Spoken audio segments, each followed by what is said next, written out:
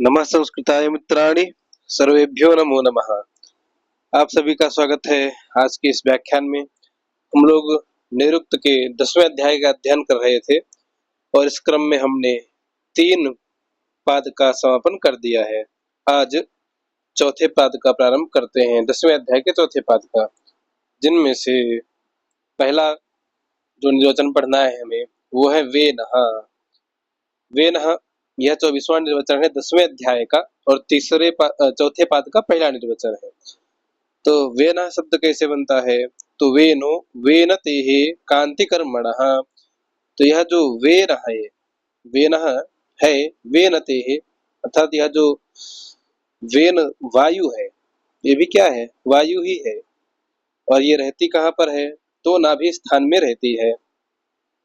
वेनतेः कांति कर्मणः, अर्थात कांत्यर्थक, दीप्ति अर्थक, शोभा वाले अर्थ वाली वेन धातु से यह बनता है। धातु कौन सी है? वेन धातु है। किस अर्थ में है?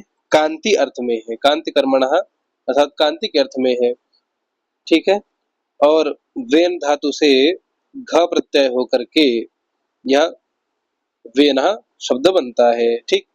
तो यह सबको प्रिय होता है और कांति का अर्थ इच्छा भी होता है। कांति कर्मणः शब्द है ना, तो कांति का अर्थ इच्छा भी होता है। ठीक।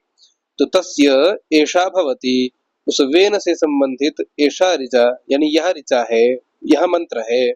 क्या मंत्र है? देखिए, अयम वेनश्चोदयत् प्रश्निगर्भा ज्योतिर्जरायुरजसो विमाने इममपां संगमे सूर्यस्य शिशुन्न विप्रामतिभिरिहन्ति। अयं वेदश्चोदयत् प्रश्निगर्भा ज्योतिर्जरायुरजसो विमाने इममपां संगमे सूर्यस्य शिशुन्न विप्रामतिभिरिहन्ति। देखिए इसका अर्थ क्या होता है। तो रजसः विमाने, अर्थात रज कहते हैं जल को, उदक को या जल को। तो रजसः अर्थात उदक के निर्माण स्थान, विमाने अर्थात अंतरिक्ष में। रजसः रज के निर्माण स्थान, विमाने इत्युक्ते अंतरिक्ष में। ज्योति जरायुः न, ज्योति जरायुः। अब यहाँ पर ये जरायु ऐसा दीर्घ क्यों हुआ? जरायु था, ह्रस्व था और विसर्ग था, तो विसर्ग को रेफ हुआ। रेफ होने के कारण रोरी सूत्र से पूर्व वाले इस विसर्ग के स्थान पे जुड़ा हुआ था उसका लोप हो गया और पूर्व का जो ढ्रलोपे पूर्वस्य दीर्घो अणः, तो जो पूर्व वर्ण था उसको क्या हुआ? दीर्घ हो गया, तो ह्रस्व को दीर्घ हो गया। ठीक है। तो रजसा विमाने, उदक के निर्माण स्थान अंतरिक्ष में। ज्योति जरायु, ज्योति अर्थात विद्युत ही है और जरायु स्थानीय जिसका, ना, विद्युत ही है जरायु स्थान जिसका। ज्योति जरायु इत्युक्ते विद्युत, क्योंकि अंतरिक्ष में कौन सी ज्योति होगी? विद्युत रूपी ही ज्योति होगी। तो वह ज्योति है जिसका जरायु स्थान अर्थात जठराग्नि का स्थान जो है ना। और अयम वेनः, यह वेन नाम का जो वायु है, यह प्रश्निगर्भा अर्थात आदित्य के गर्भभूत जलों को क्या करता है? चोदयत, तत्प्रेरित करता है। जलों को प्रेरित करने से क्या तात्पर्य है? कि वर्षा करता है ना। अयम वेनः, यह जो वेन नाम का वायु है ये क्या करता है? प्रश्निगर्भा अर्थात जो भी जल है, आदित्य के गर्भभूत जो जल है उनको चोदयत प्रेरित करता है अर्थात वर्षा कराता है। ठीक है। फिर आगे कहते हैं सूर्यस्य अपाम संगमे, अर्थात सूर्य की रश्मियों का और अपाम जलों का संगमे, संगम स्थान अर्थात जहाँ पर सूर्य की रश्मियां और जल मिलते हैं, वो कौन सा स्थान है? तो अंतरिक्ष स्थान है। ठीक है। जहाँ पर सूर्य की रश्मियां और जल दोनों एक दूसरे के संपर्क में आते हैं, संगम होता है। ठीक है। तो इमम यह जो वेन है, इमं वेनम इत्यर्थः, इस वेन की, विप्राह अर्थात मेधावी लोग, मतिभिः, यहाँ भी वैसे ही भी को दीर्घ हो गया है, रोरी से रो पूर्व का लोप करके अण को दीर्घ हो गया है ना। तो मतिभिः अर्थात अपनी प्रज्ञा के द्वारा, अपनी बुद्धियों के द्वारा या बुद्धि से युक्त स्तुतियों से, शिशुम न, शिशुम न इत्युक्ते शिशु की तरह, न यहाँ पर उपमा अर्थ में प्रयुक्त है। शिशुम न इत्युक्ते शिशु की तरह अर्थात बच्चे की तरह क्या करते हैं, गृहंती स्तुति करते हैं, हाँ? और जीवन में विविध प्रकार की पूजना या अर्चना करते हैं, किसकी, इस वेन नाम की वायु की। ठीक है, पुनः देखिए, रजसः विमाने अर्थात जहां पर रजसा अर्थात जल के, जलों का निर्माण स्थान जो है, ऐसे विमान अंतरिक्ष में, ज्योति ही जरायु, वह जो अंतरिक्ष है उसका ज्योति ही जरायु स्थान है। ज्योति अर्थात विद्युत रूपी अग्नि ही जरायु स्थान अर्थात नाभि स्थानीय है। और अयम वेन, यह जो वेन है, वेन नाम का वायु है, यह प्रश्नी गर्भा अर्थात आदित्य के गर्भ में स्थित जो जल है, उन जलों को चोदयत प्रेरित करता है अर्थात वर्षा कराता है उन जलों की। ठीक है, और सूर्यस्य अपाम संगमे, तो सूर्य का और अपाम यानी जलों का जहाँ पर संगम होता है, सूर्य की किरणों का और जलों का, तो ऐसा स्थान कौन सा है, अंतरिक्ष स्थान। ठीक है, और इमं वेनः, यह जो वेन है, इसकी मति भी, विप्राह मति भी, विप्राह अर्थात विद्वान लोग, मेधावी लोग, मति भी अपने बुद्धि के द्वारा, शिशुम न छोटे बालक की तरह, रिहंती स्तुति करते हैं। छोटे बालक की तरह अर्थात जैसे छोटा बच्चा यदि जिद में आ जाए तो उसको बहुत मनाना पड़ता है ना, उसी प्रकार से इन क्या नाम है, वेन नाम की वायु की भी ऋषि लोग बहुत अच्छे से प्रशंसा करते हैं। ठीक है, इसका अर्थ कर ले जाएंगे। चलिए भाष्य देखते हैं इसमें।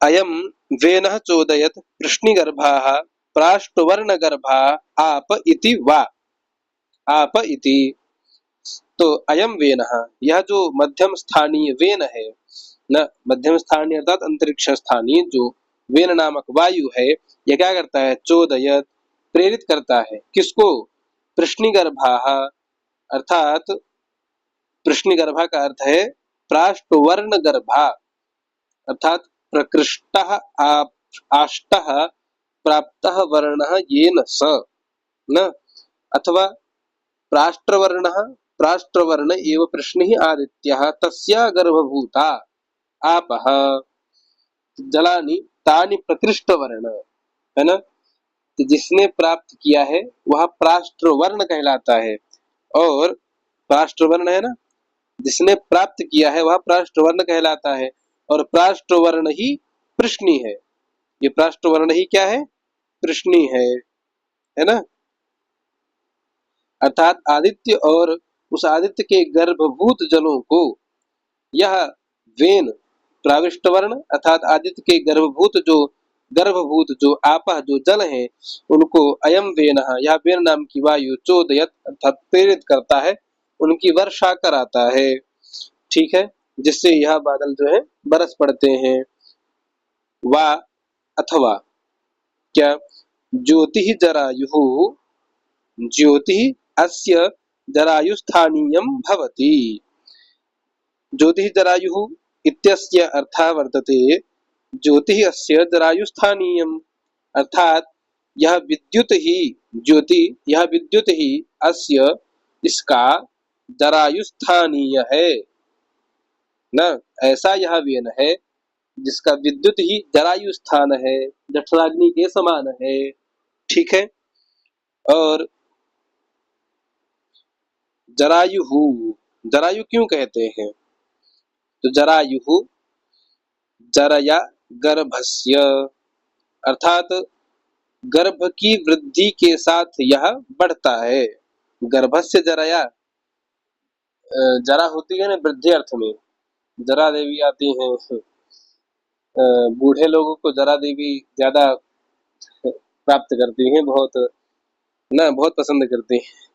तो जरा देवी अर्थात गर्भस्य जरया, वृद्धि को प्राप्त हुए गर्भ की तरह ही यह भी बढ़ता है, अतः जरायु है। और जरया यूयते इति, वा यूयते था, उन्होंने बताया था एक अलोप किस प्रकार से यहाँ पर हो गया है ना, ठीक। तो जरया यूयते इति वा, तो यह जरा जो है अर्थात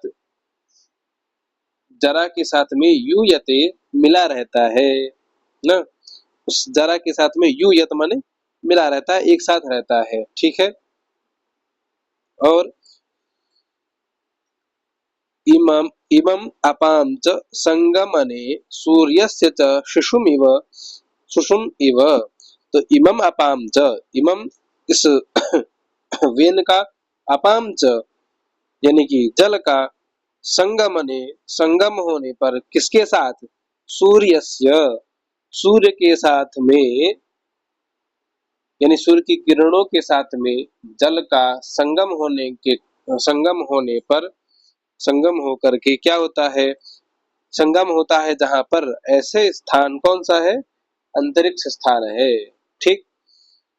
तो शिशुम न शिशुमिव, अर्थात छोटे बच्चे की भांति, विप्राह मति भी इहंती, जो मेधावी लोग हैं, विद्वान लोग हैं, वह मत भी अपनी बुद्धि के अनुसार अथवा अपनी बुद्धि के द्वारा स्तुति इत्यादि करके, स्तुतियों से क्या करते हैं, रिहंती उनको मनाते हैं। रिहंती माने मनाना ना, स्तुति करना, ठीक है। लिहंती, और यहाँ पर रिहंती और लिहंती दोनों का अर्थ एक ही है। आप कहेंगे री और ली यानी कि रा और ला तो अलग है, बाकी सब एक है। तो रलयोर भेदः, इस वाक्य के कारण रा और ला इन दोनों में अभेद संबंध होने के कारण लिहंती की जगह रिहंती यह शब्द प्रयोग होता है। यह लिह धातु का रूप है ना, लिह धातु है, लिह लेहन करने के अर्थ में धातु है, ठीक है। इसका अर्थ होता है, इसका अर्थ है स्तुवंती, अर्थात स्तुति करते हैं, वर्धयंती बढ़ाते हैं, पूजयंती इति वा, अर्थात पूजित करते हैं या पूजा करते हैं, ठीक है। कर ले जाएंगे, चलिए आगे देखते हैं। शिशु शमसनीयो भवति, शिशु क्यों कहा, तो क्योंकि जो शिशु जो है वाक्य किस लिए होता है, शमसनीय, अर्थात प्यार करने योग्य होता है, इसको सभी लोग लाड दुलार करते हैं, प्रेम करते हैं, चाहते हैं, है ना, इस कारण से इसकी अर्चना होती है।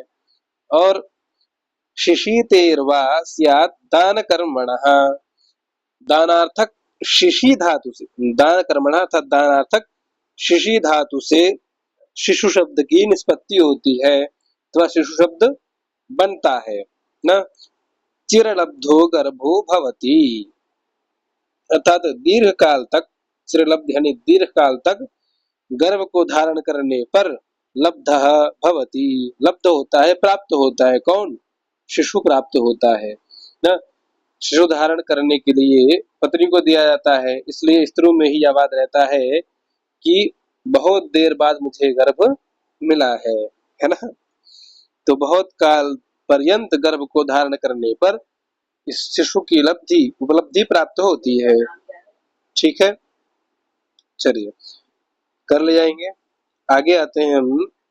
असुनीति ही, असुनीति ही 25वां निर्वचन। ये असुनीति क्या है, तो असुनीति यह प्राणवायु है, कौन सी वायु है, प्राणवायु, है ना, है ना, यह प्राणवायु है। तो कहते हैं असुनीति ही असुन्नयति, यह जो असुनीति है अर्थात यह शरीर से निकलता हुआ असून असून, यहाँ पर असून नयति, तत्प्राणों को साथ में ले जाता है। असुनीति ही असून नयति, असुनीति नाम का जो वायु है वह असून यानी कि प्राणों को नयति माने ले जाता है ना। असून प्राणान नयति, प्राणों को यह लेकर के चला जाता है। ठीक, यथा प्राणम अनुत्क्रांतम सर्वे प्राणा अनुत्क्रामंती, था जिस प्रकार से प्राण वायु के निकल जाने पर अन्य सभी प्राण निकल जाते हैं, ऐसी यह असुनीति नाम की वायु है जो प्राण वायु को जीवित रखती है। ठीक है, तो इसके निकल जाने पर सारा प्राण बाहर निकल जाता है। ठीक है, तो उस असुनीति से संबंधित एषा ऋचा भवति, कैसा, तस्य ईशा भवति, उससे संबंधित यह ऋचा है। क्या ऋचा है? असुनीते मनो अस्मासु धारय जीवा तवे सुप्रतिरा न आयुः, रारन्धि नः सूर्यस्य सदृशि घृतेरत्वं तन्वं वर्धयस्व। असुनीते मनो अस्मासु धारय जीवा तवे सुप्रतिरा न आयुः, रारन्धि नः सूर्यस्य सदृशि घृतेन त्वं तन्वं वर्धयस्व। अब इस मंत्र का अर्थ देख लेते हैं। कहते हैं असुनीते अर्थात हे असुनीति अथवा हे प्राण या हे प्राणवायु, जीवा तवे अस्मासु मनः धारय, अर्थात जीवा तवे इत्युक्ते जीवन के लिए अपनी उपस्थिति से अस्मासु यानी कि हम में मनः मन आदि सभी प्राणों को धारय धारण कराओ, स्थिर करो, यानी कि हम जीवित रहें, है ना। तो जीवन के लिए अपनी उपस्थिति से अस्मासु माने हम में, मनः मन इत्यादि जितने भी प्राण होते हैं उन सभी को धारय धारण कराओ। ठीक है, और नः आयुः, नः माने हमारी, में नौनः ऐसा रूप बनता है षष्ठी बहुवचन में। अस्मद शब्द का रूप जब पढ़ेंगे तो विकल्प में नौनः ऐसा रूप भी बनेगा। तो नः आयुः, हमारी आयु को क्या करो, सुप्रतिरा अर्थात खूब अच्छी तरह से बढ़ाओ। यहाँ पर शब्द है सुप्रतिर, तो यहाँ पर ये जो आ जुड़ा है यह पाद पूर्णार्थक है। ठीक है, तो ना आयु सुप्रतिर, हमारी आयु को बढ़ाओ। ठीक है, रारंधी, रारंधी नह, और नह माने हमें, रारंधी इत्युक्ते साधन संपन्न बनाओ। रारंधी माने साधन, हर एक प्रकार के जितने भी साधन हैं जीवन को यापन करने के लिए उन सभी वस्तुओं से हमें संपन्न करो। और सूर्यस्य समदृशि, सूर्यस्य अर्थात सूर्य के, समदृशि दर्शन के लिए ना, सूर्य के दर्शन के लिए सब अन्न की बहुलता के होने पर ही हो सकता है। अरे अतः तुम जो असुनीति वायु हो या प्राण वायु हो, घृतेन इत्युक्ते जलेन, घृत शब्द के अर्थ लेना घी नहीं लेना है, जल से, घृत माने जल से, तुम जल से तन्वम वर्धय अपने शरीर को बढ़ाओ, है ना। इसके शरीर को बढ़ाने की बात कही, असुनीति वायु, असुनीति वायु को ही कहा कि घृतेन अर्थात जल से तन्वम वर्धयस्व अपने ही शरीर को बढ़ाओ। ठीक है, इसलिए ताकि हम लोग सूर्य से समदृशि, सूर्य का दर्शन पा सकें, और न यानी हम सभी को सभी साधनों से तुम संपन्न कर सको, और न आयु हमारी आयु को खूब अच्छी प्रकार से तुम बढ़ाओ। और हे असुनीते, असुनीति नाम की वायु, जीवा तवे जब तक हम जीवित हैं अथवा हमारे जीवन के लिए अपनी उपस्थिति को दिखाने के लिए, अस्मासु यानी हम में, मन इत्यादि जो पंच प्राण हैं उन प्राणों को धारय स्थिर कराओ। ठीक है, कर ले जाएंगे इस मंत्र को। चलिए आगे इसका भाष्य देखते हैं। असुनीते मनः अस्मासु धारय, हे असुनीति प्राण नामक की वायु अस्मासु यानी कि हम में मनः धारय मन आदि को धारण कराओ, और चिरम जीवनाय प्रवर्धय, चिरम यानी दीर्घ काल तक, जीवनाय जीवन जीने के लिए, दीर्घ काल तक जीने के लिए क्या करो, प्रवर्धय बढ़ाओ। क्या बढ़ाओ, च न आयु हमारी आयु को, न माने हमारी आयु, आयु को बढ़ाओ। ठीक, रंधय च नः, च माने और, न माने हमको, रंधय साधन संपन्न बनाओ, अर्थात जीवन जीने के लिए जितने भी साधन आवश्यक हैं उन सभी से हमें युक्त करो। और क्या करो, सूर्यस्य समदर्शनाय, सूर्य को खूब हम लोग अच्छे से दर्शन करते रहें, इसके लिए भी हमको खूब बढ़ाओ, अर्थात हमारे नेत्र की ज्योति कभी क्षीण ना होवे, है ना। शतम पश्येम, 100 शरद ऋतुओं तक मैं देखूं, ऐसा भी वरदान मांग लिया, लेकिन सीधे से नहीं कहा, घुमा फिरा के कि मैं सूर्य को हमेशा देखता रहूं, इसलिए। ठीक है, चलिए आगे चलते हैं। रध्यति ही वशगमने अपि दृश्यते, यह जो रथ धातु है वह वशगमने भी, रध्यति यहाँ रथ धातु है ना, रारंधी सुध शब्द बना, तो वशगमने भी अर्थात वशंगत होने के अर्थ में दिखाई देती है। वशंगत माने एक साथ अर्थ होने पर, इकट्ठा होने के अर्थ में दिखाई पड़ती है, दृश्यते दिखाई पड़ती है। जैसे मरथावद्विषतो सोमराजन्, यह एक मंत्र का अंश है, मंत्र का भाग है ना, ऋग्वेद संहिता के 8वें मंडल का है, 8वें मंडल के 7वें सूक्त का शायद। ठीक है, हाँ ये देखिए पूरा मंत्र यह है। देवी षडुर्वीरुर्न कृणोतु विश्वे देवास इह वीरयध्वम् महास्महि प्रजयामा तनुभिः, अब यहीं से अलग कर लीजिए, मारधावद्विषते सोमराजन्ने, ये इतना मंत्र यहाँ पर दिया गया ना। तो इसका अर्थ क्या है, तो यहाँ कह रहे हैं कि सोमराजन अर्थात हे सोमराजन, राजन क्या है, संबोधन अर्थ में है ना, हे सोमराजन या हे सोमराजा, द्विषते, यहाँ जो द्विषते है यहाँ पर षष्ठी का अर्थ आ रहा है, जबकि प्रयोग क्या है, चतुर्थी का प्रयोग है। ये द्विषते प्रयोग किसका है, चतुर्थी का, अर्थ किसका है, षष्ठी का। ठीक है, तो अर्थ क्या करेंगे इसका, शत्रु के, द्विषते जो हमसे द्वेष करते हैं, ऐसे शत्रु के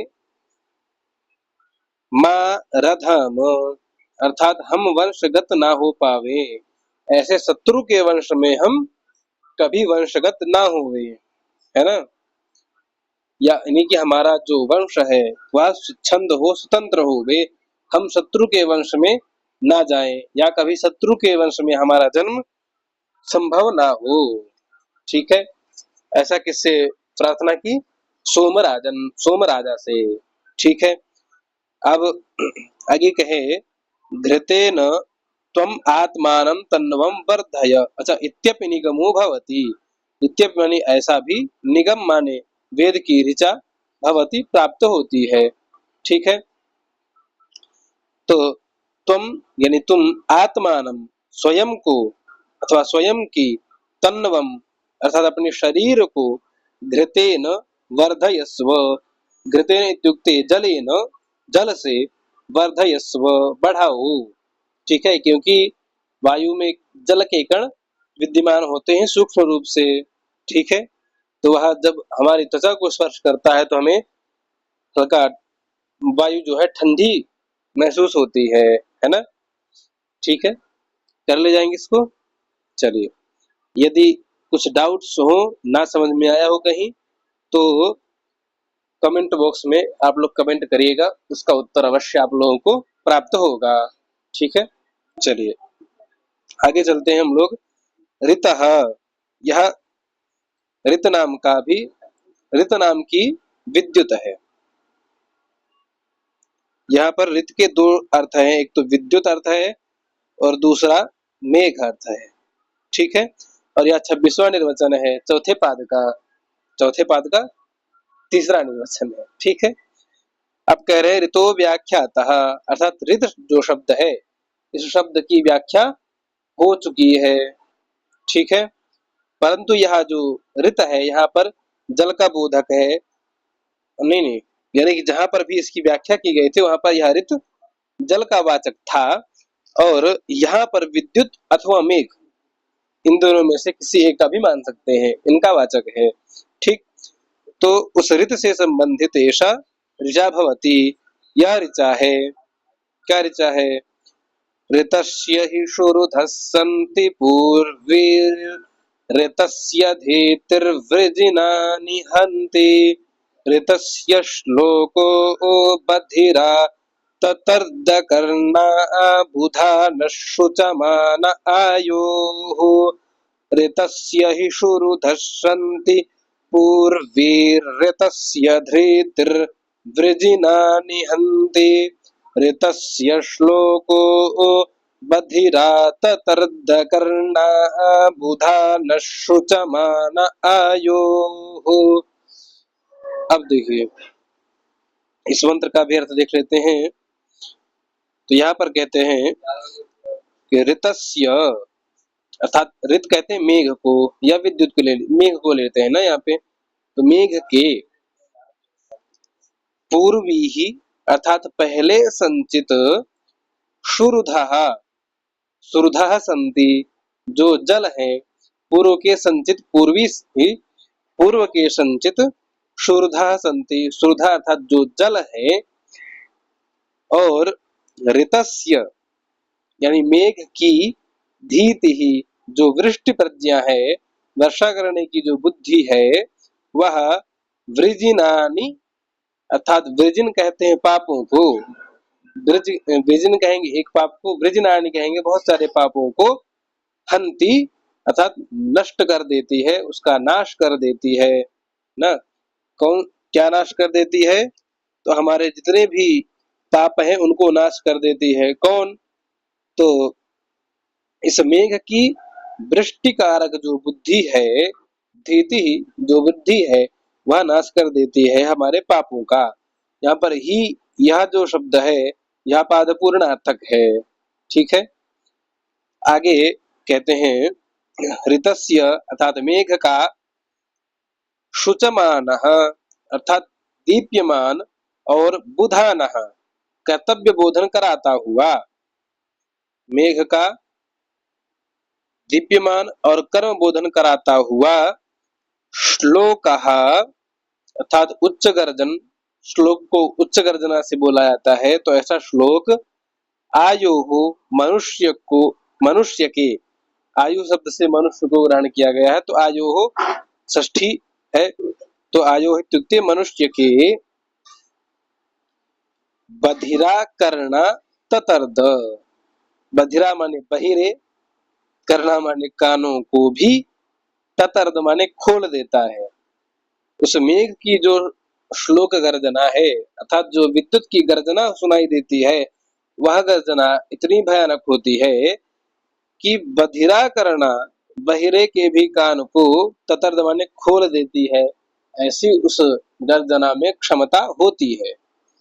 ठीक है, तो ऋतस्य अर्थात मेघ के पूर्वी ही, पहले के, संचित, शुरुधा संति जो जल है ना, उनको ऋतस्य इस मेघ के, मेघ की धीति ही, वृष्टि प्रदान करने वाली जो प्रज्ञा है, जो बुद्धि है, वह वृजनान अर्थात पापों को हंति हरण करती है, उनका नाश करती है।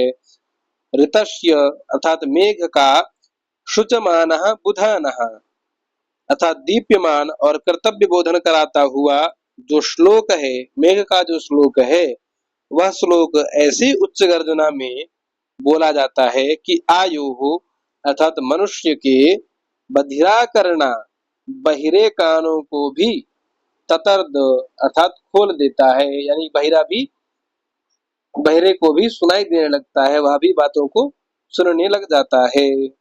ठीक है।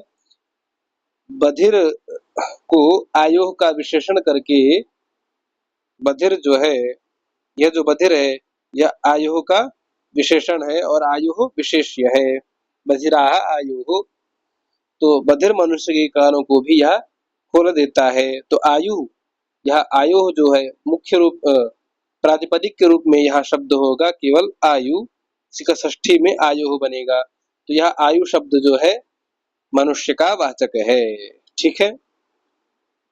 चलिए अब भाष्यार्थ देख लेते हैं इसका।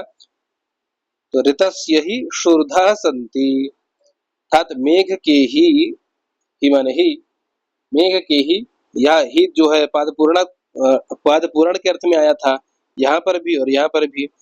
तो ऋतस्य यानी कि मेघ के शूर्धा संति, जो जल हैं, कैसे जल हैं, पूर्वी ही, जो पूर्व में संचित किए गए जल हैं, ऐसे जल ऋतस्य, मेघ की धीति ही, मेघ की प्रज्ञा जो बुद्धि है, वह वर्जनीयानि हंत्री, हंती, अर्थात जो भी हमने वर्जनीय कर्मों को किया है, जो भी पाप कर्म किए हैं, उन पापों को वृजन इसलिए कहते हैं क्योंकि ये वर्जनीय होते हैं, है ना, तो त्याज्य होते हैं, इसलिए उन त्याज्य कर्मों का नाश करती है। हंत्री मानी नाश करती है। और अब यहाँ पर हंतीरतस्य लिखा है ना, तो यहाँ पर जब हम संधि विच्छेद करेंगे तो हंति और ऋतस्य ऐसा शब्द निकल करके आएगा। तो हंति अलग कर दिएगा, ऋतस्य अलग करिएगा। ठीक है। अब यहाँ पर कह रहे हैं कि ऋतस्य, इस ऋतस्य क्या क्या अर्थ है, तो ऋतस्य अर्थात मेघ का श्लोक, जो श्लोक है, जो उच्च गर्जना के द्वारा कहा जाता है, वह श्लोक यानी गर्जन भी होता है। श्लोक माने गर्जन होता है, गर्जन भी अर्थ होता है। तो बधिरस्यापि कर्णौ आतृणत्ति, बहिरे के भी कानों को, बहिरस्यापि, बहिरे के भी कर्णौ, दोनों कानों को, आतृणत्ति, खोल देता है, तो बहिरा भी सुनने लग जाता है। ठीक है। बधिरः, बधिर क्यों कहे, तो बद्ध श्रोत्र, जिसके श्रोत्र, श्रोत्र माने कान, कर्ण, जिनके कान बद्ध हो गए हैं, बंध गए हैं, जिनसे कुछ सुनाई नहीं देता, इस कारण से वह बधिर कहा जाता है, बहिरे कानों वाला, ऐसा भी अर्थ कर सकते हैं। ठीक है। आइए कहते हैं, कर्णौ बोधयन् दीप्यमानश्च आयोः अयनस्य मनुष्यस्य ज्योतिषो वा उदकस्य वा। तो कर्णौ बोधयन् न, तो उन कानों को बोधयन, बोध कराता हुआ, दीप्यमान अर्थात दीप्त होता हुआ, प्रकाशित होता हुआ, मानश्च माने और, आयुः अर्थात मनुष्यस्य, मनुष्य का, अयनस्य यानी मनुष्यस्य, आयु शब्द का अर्थ अयनस्य मनुष्यस्य, अयन भी मनुष्य को कहते हैं, अयन और मनुष्य, तो मनुष्य का, मनुष्य के कर्णों को यह बोधित करता है, दीप्त कर देता है, अर्थात सुनने लायक कर देता है ना।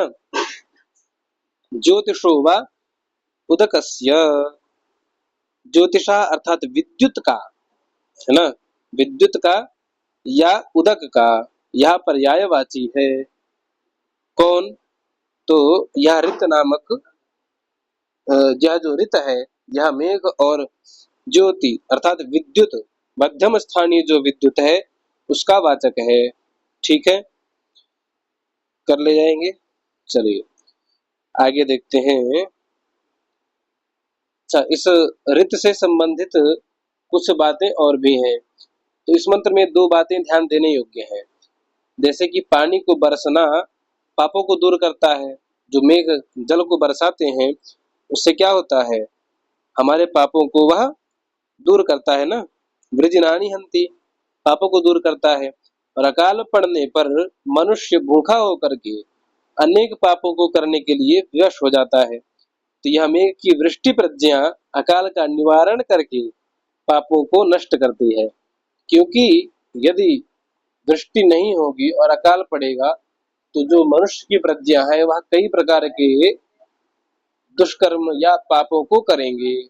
क्योंकि जब अकाल होगा तो भूखमरी बढ़ेगी, तो यदि भूखमरी बढ़ेगी तो अपनी भूख मिटाने के लिए मनुष्य किसी भी हद तक जा सकता है, कुछ भी कर सकता है, तो उससे कई प्रकार के पाप हो सकते हैं। तो वह पाप ना हो सके इसलिए यह जो ऋत है, यह जो मेघ है, यह जल की वर्षा करता है। ठीक है। कभी कभी बादल की जोर की गर्जना से जिस मनुष्य के कान बंद होते हैं वह खुल जाते हैं, अर्थात मेघ गर्जन वार्धक्य यानी बाधिर का भी निवारक है। मेघ की गर्जना होती है ना, जैसे बिजली की भी कई बार गड़गड़ाहट होती है और वह बहुत तीव्र होती है, और इतनी तीव्र की होती है कि बधिर यानी बहरे मनुष्य के कानों को भी खोल देती है, वो भी सुनने लग जाता है। ठीक है। यहाँ पर इतनी ही बात है अधिक। अब अगला निर्वचन है इंदु शब्द का, है ना। इंदुहु, यह चौथा निर्वचन है 10वें अध्याय का। तो आज यहीं पर संपन्न करते हैं। अगले इंदु से लेकर के आगे जितने भी शब्द हैं उनको हम अगले भाग में देखेंगे। आप सभी लोग अंत तक जुड़े रहे उसके लिए बहुत बहुत धन्यवाद। नमः संस्कृताय, सर्वेभ्यो नमो नमः।